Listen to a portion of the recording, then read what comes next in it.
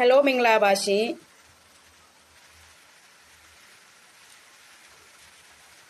ဟုတ်ကဲ့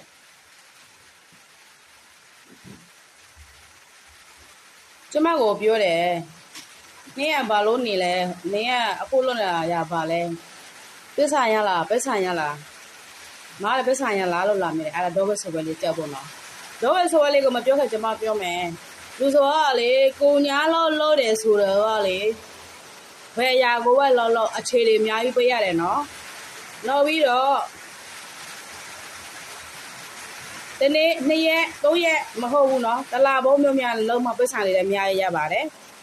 ဘာလို့ပဲလို့ပေါ့ကွယ်ဒါစောက်စားမှရတယ်နော်မစောက်စားဘူးဆိုရင်မရပါဘူးရှင်စူးစမ်းမှရတယ်နော်မစူးစမ်းလည်းမရပါဘူးဒါပေမဲ့မိမိကိုယ်တိုင်စူးစမ်းခြင်းရှိရင်မိမိကိုယ်တိုင်လေ့လာခြင်းရှိရင်အခမဲ့သင်ပေးတဲ့အဖွဲတွေရှိပါတယ်မိမိဝင်ရုံလေ့လာလို့ရပါတယ်ရှင်အဲ့လိုလိုပြောကြားရှင်ပါတယ်ဒါပေမဲ့စိတ်ဆိုးတာတစ်ခုရှိတယ်ဒီဒိုဘယ်ဆိုဝဲမှာလေဘလို့မျိုးလဲဆိုတော့လေ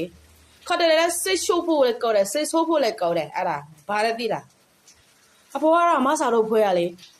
တလားကိုပစ္စံဒီလောက်ဝင်ကြမ်းနေတာကြည့်ပါဦးကိုလည်းရက်ချင်ဘူးလားရက်ချင်တယ်လေအဲ့ဒါစိတ်ဆိုးတာလည်းကစားတယ်လေ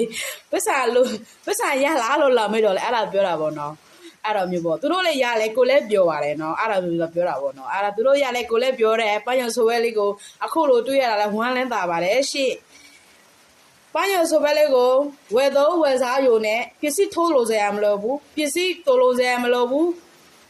ကိုပိုင် ID ရှိအောင်နဲ့ငွေငင်လမ်းချက်ကိုဖော်လို့ရပြီနော်ဘလို့လဲဆိုတော့လေထိုင်းနိုင်ငံမှာနေတယ်ဆိုတော့မိမိမှာ passport ရှိတယ်လို့တယ်နော် passport မရှိရင်နေလို့မရဘူးဟိုသွားဒီသွားဖမ်းဆီးမလို့စိတ်ထဲမှာဖြစ်တယ်နော်သွားလို့လည်းမရဲဘူးဒီလိုပဲသူ့မှာလည်းဒီလိုပဲအန်ဒီကောက်ရှိရင်ねမိမိကြုံညာတယ်လို့ကြုံညာလို့ရပြီဒါဆိုရင်မိမိမှာဖောက်တယ်လေလာရင်မိမိမှာဝယ်သူလေးလည်းလာမှာပေါ့နော်အဲ့ဒါတော့ပဲအားလေးကသူ့အလိုလိုသူ့လိုလိုကဒီအားလေးကလည်းသူ့အလိုလိုပဲအလိုလိုပေးသွားပါတယ်ရှင်နောက်ပြီးမိမိအကျုံးများကဘယ်လိုရမလဲဆိုတော့မိမိထွဲထဲမှာရှိပါတယ်အန်ဒီကောက်ဖွဲ့ပြီးဆိုရင်တော့အဲ့ဒါကြည့်လို့ရပြီဘယ်နေရာကဘယ်လိုမြရတယ်ဘယ်နေရာကဘယ်လိုရတယ်ဆိုတော့လူတိုင်းသိပါတယ်အဲ့ဒါဖွဲ့ထဲမှာဝယ်တဲ့သူတွေပြောတော့နော်အပြင်သူတွေလည်းမသိပါဘူးရှင်ဒါပေမဲ့မိမိလေးလာရှင်ရှိရင်ကျမတို့ဖွဲ့မှာလည်းလေးလာလို့ရတယ်နော်အပေါ်ကမားစာတို့ဖွဲ့တယ်ကျမတို့နဲ့ဒူဒူပါပဲကျမကိုချင်းကျမမှာဖွဲ့လို့ရတယ်တခြားသူမှလည်းရှိတယ်ထိုင်းနေကတနေကပဲရမယ်နော်အဲ့ဒါလေးလာလို့ရပါတယ်ရှင်သူ့မှာလည်း AD ရှိုံနဲ့လေးလာလို့ရပြီနော်